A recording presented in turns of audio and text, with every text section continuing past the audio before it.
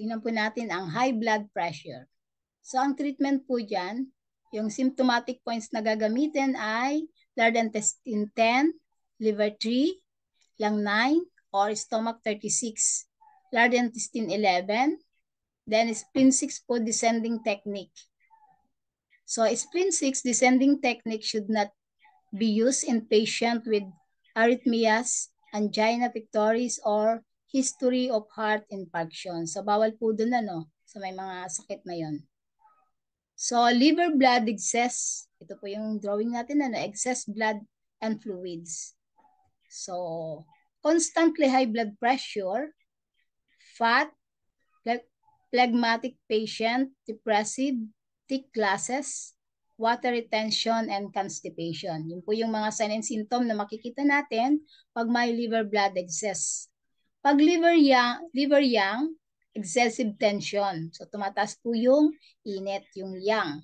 So, mayroon po siyang high blood pressure with stress. Yung pag may mga stress, tumataas.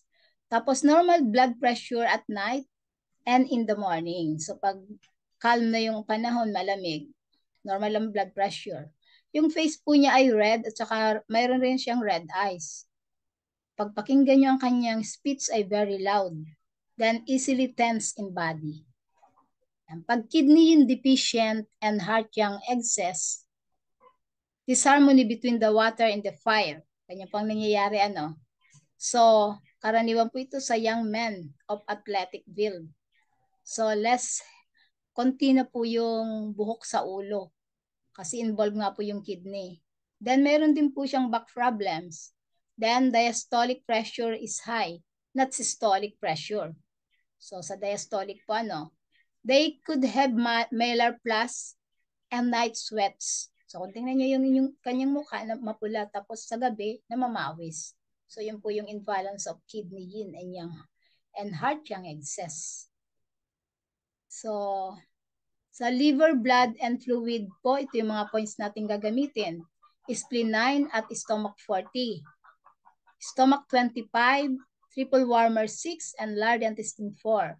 So, dapat po hindi kakain ng masyadong maalat na pagkain. Then, yung urinary bladder 23 po, needle natin or cupping. So, sa gabi, light evening meal. Hindi na siya kakain ng marami.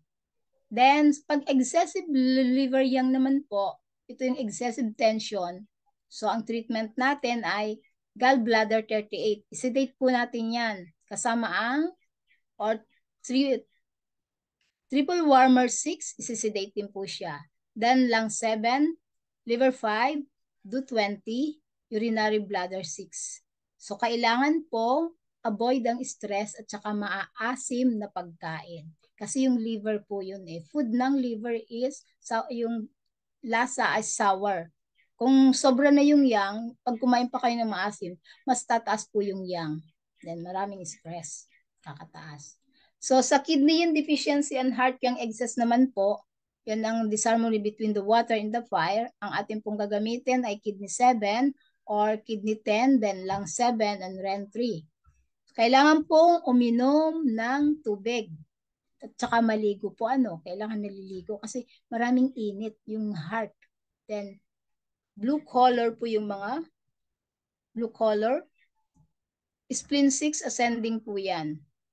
Yun po yung blue color na pwede natin. Yung sa mga food po, siyempre yung mga food para sa heart, huwag pong masyadong sobrahan yung pait kasi yun, excess yang na nga siya. Patient with excessive tension could also be blood deficient. So, maaari siyang magkakulang ng dugo. They would not be manifest a red face and loud aggressive voice. So, they are fail and easily stressed. Kasi nga, sobrang tension yung flow ng blood, hindi maganda. Then, are tired and irritable, have weak muscle with overuse pain and tendons, have tension in muscles and tendons with difficulty to extend joints. Kasi nga po yung blood and chi, di ba liver ang nagmamanage dun para sa smooth flow. Kung sobra yung tension, maraming stress, hindi po niya magagampanan yung gawain. Have fibromyalgia, type wandering pain in muscle and tendons, yung palipat-lipat pong kirot. They should be treated with, tusukan po natin ang RAN14, urinary bladder 15, urinary bladder 17, and gallbladder 39, and such blood tonification points in addition to the ONCE method. So yung mga, yun, urinary bladder 17 tonification na po yan eh. Tsaka,